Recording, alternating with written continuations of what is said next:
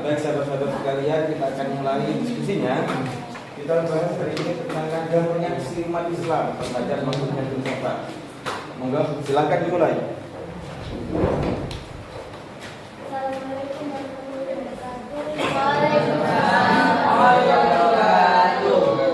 Saya hormat kepada Bapak Presiden Republik Indonesia bersama Pendidikan Islam. Sini kami akan mempresentasikan makalah kami yang berjudul Reaksi Umat Islam terhadap masuknya filsafat. Untuk materi pertama, silakan. Yang pertama yaitu sejarah perkembangan filsafat Islam. Bisa dilihat di halaman 7 makalah yang saya share. Di situ ada bagian dinamika ilmu filsafat. Yaitu sejarahnya, sejarah perkembangan filsafat Islam ini dimulai dari penerjemahan filsafat Yunani sampai dengan kemundurannya. Jadi dalam proses penerjemahan dalam dunia Islam, khususnya mengenai karya-karya dan filsafat Yunani terjadi pada masa dinasti Abbasiyah. Pada zaman itu sangat gencar dilaksanakan. Tentunya hal tersebut dilakukan bukan karena hal ambisi kekuasaan semata. Lebih dari itu, umat Islam khususnya khalifah yang memimpinnya berkeinginan agar supaya umat Islam atau dunia Islam ilmu pengetahuannya tidak hanya terkutik dalam hal keagamaan saja, melainkan pentingnya pengetahuan lainnya yang bertujuan untuk mengetahui dan memahami pergerakan dunia.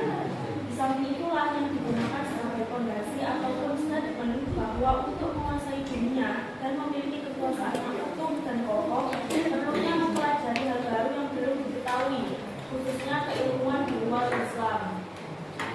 Keberhasilan proses penerjemahan pada masa kekhalifahan itu dibuktikan dengan perkembangan Baitul Hikmah yang mencapai puncaknya. Dengan keberhasilan tersebut membuat dunia keislaman ini memiliki banyak kemajuan, tidak hanya dalam pengetahuan dunia keislaman, tidak hanya ilmu pengetahuan yang didapat oleh dunia Islam, melainkan mampu melahirkan banyak ilmuwan Islam dengan karyanya yang fenomenal dan mampu memberikan dampak dan manfaat sampai saat ini meskipun telah berlalu ribuan tahun yang lampau. Akan tetapi, keberhasilan proses penerjemahan tidak serta-merta mendapatkan respon yang baik dari kalangan umat Islam sendiri, khususnya pada bidang keilmuan filsafat. Respon negatif timbul dikarenakan bagi ulama ataupun pengembang ilmu keislaman fanatik enggan menerima hal baru di luar keilmuan Islam itu sendiri. Hal ini bukan tanpa alasan karena hal-hal tersebut rentan membawa umat Islam menjauhi ilmu agamanya. Hal ini terbukti dengan masuknya beberapa keilmuan lewat penerjemahan. Terdapat beberapa umat Islam yang memiliki pemikiran melenceng dari ajaran Islam sendiri. Di samping masuknya ilmu baru yang melewati penerjemahan, dikhawatirkan hasil penerjemahannya ini melenceng dari kemurnian keilmuan itu sendiri. Mengingat juga terdapat beberapa penerjemahan yang bukan dari kalangan umat Islam itu sendiri.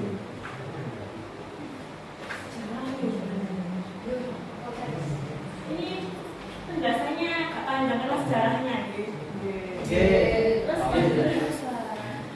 pergerakan mengenai masuknya filsafat ke dalam dunia Islam ini terjadi pasang surut sejak masuknya filsafat dalam Islam, mulai dari kegiatan penerjemahan sampai masa kemundurannya. Sebagaimana diketahui bahwa awal mula filsafat masuk dalam dunia Islam melahirkan filsuf Islam ternama, yakni Al-Kindi dan Al-Razi, yang menjadi cikal bakal terciptanya filsafat Islam. Kemudian mendapat pertentangan dari Imam Ibnu Hanbal yang melibatkan filsafat Islam ini mengalami penurunan. Akan tetapi lahirlah filsuf Al-Farabi yang membawa kembali kejayaan ilmu filsafat yang dilanjutkan oleh Ibnu Sina. Akan tetapi pertentangan yang timbul dari Imam Al-Ghazali membuat kemunduran bagi ilmu filsafat. Hal ini terjadi dalam rentang yang berkepanjangan. Kemudian kemunculan Ibnu Rushd yang mengemban misi mempertahankan ilmu filsafat tidak memiliki dampak yang berarti, sehingga banyak kalangan yang berasumsi bahwa ilmu filsafat Islam ini sudah tamat. Akan tetapi tidak berselang lama maka lahirlah filsuf Suhrawardi dan Ibnu Arabi yang menjadi awal berkembangnya filsafat kembali. Setelah itu terdapat pertengahan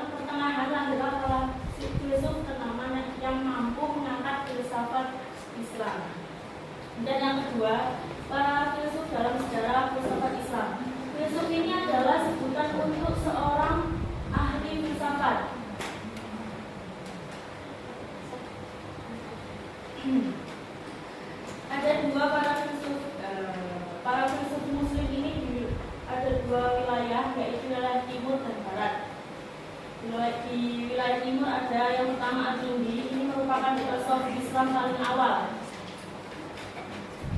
Dikenal dan terkenal sebagai seorang filsuf Muslim Arab awal yang memulai perjalanan untuk bersafar kepada dunia keislaman. Kemudian yang kedua Ar-Razi. Beliau ini merupakan seorang dokter besar yang dilahirkan dari sejarah keemasan masa Islam. Beliau ini mempunyai karya dari ilmu kedokteran. Karya terbesarnya yaitu Al-Hawi, yaitu ensiklopedia. Saya mengulang dulu ya. Nanti kalau memang ini dibaca, maka saya mohon cukup sampai pada halaman 8 saja. Okay? Pada halaman 8 yaitu sampai pada pertentangan mengenai maksudnya filsafat di dalam dunia Islam. Cukup sampai halaman 8 ya, supaya ruang diskusinya lebih luas. Mohon silakan.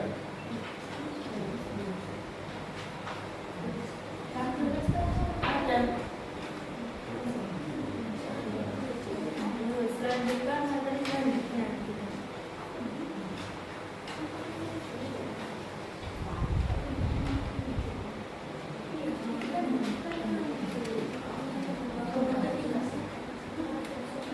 Berkembangnya ilmu filsafat di dunia Islam.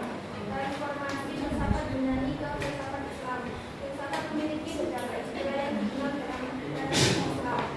Dari segi bahasa, filsafat berasal dari bahasa Yunani, yaitu gabungan dari kata philo yang artinya cinta dan sophia yang artinya kebersamaan atau pengetahuan yang dalam.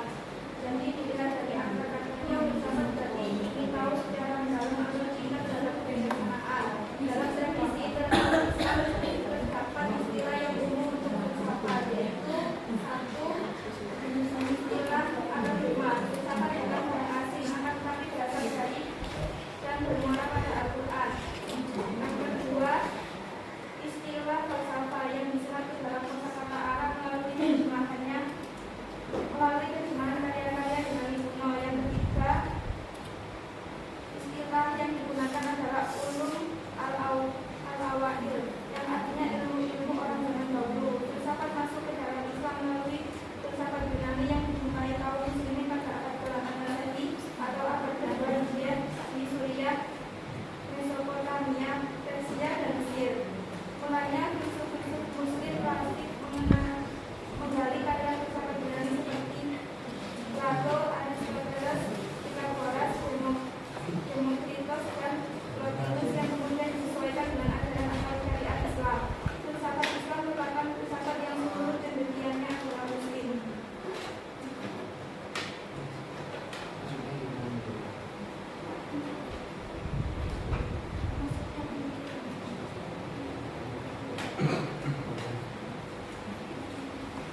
Munculnya filsafat Yunani kepada dunia Muslim dengan lainnya ini satu perkembangan pemikiran Yunani.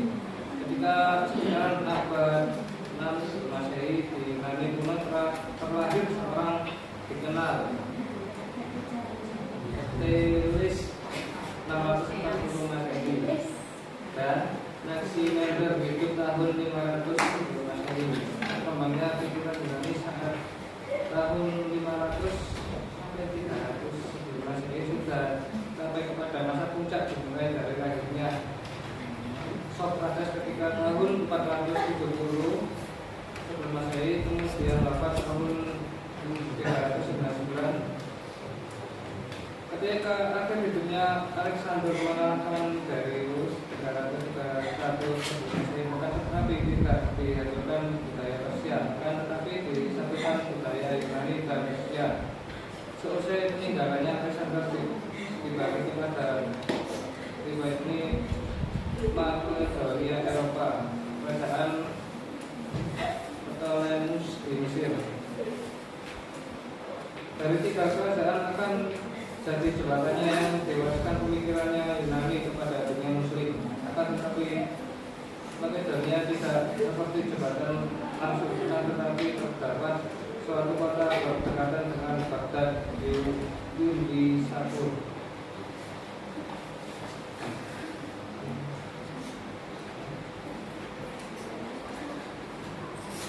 Dari kata materi di atas dapat dari kesimpulan yang disebutkan dalam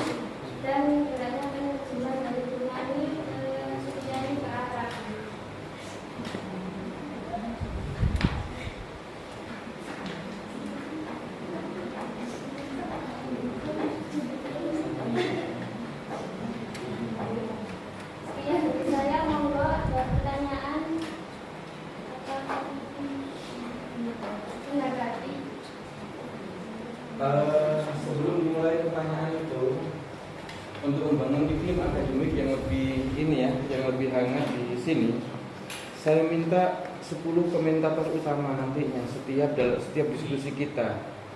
Mohon dicatat ya Wulan.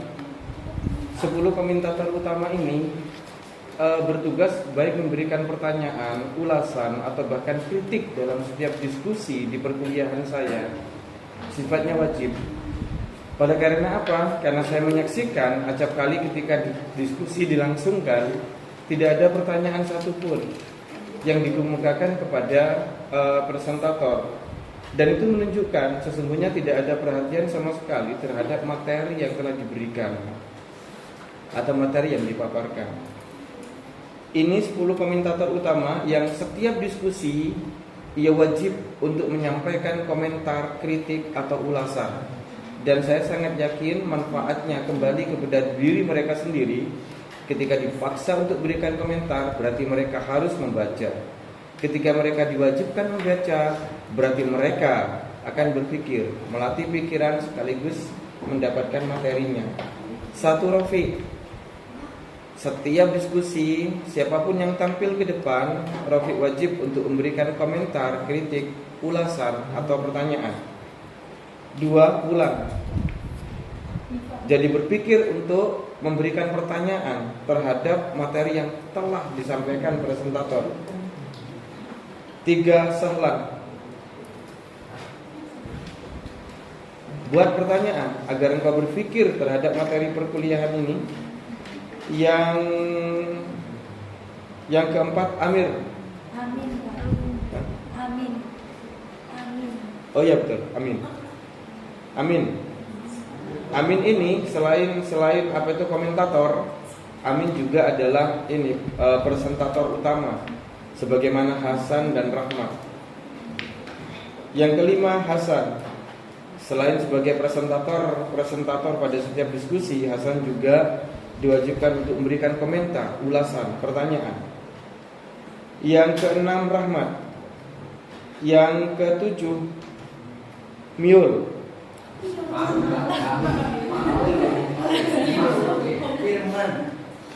Maul, Pak.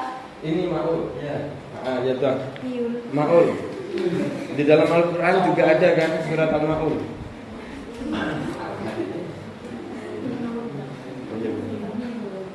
Yang ke berapa tadi? 7 Tajuddin. Tajuddin wajib memberikan komentar, baca materinya, berikan komentar, analisis, kritik kalau mau. Yang ke 9 Sabna. Ayo jangan sembunyi Mbak Sabna. Mana Sabna? Yang ke 10 ini dia, maestro kita, Zahra.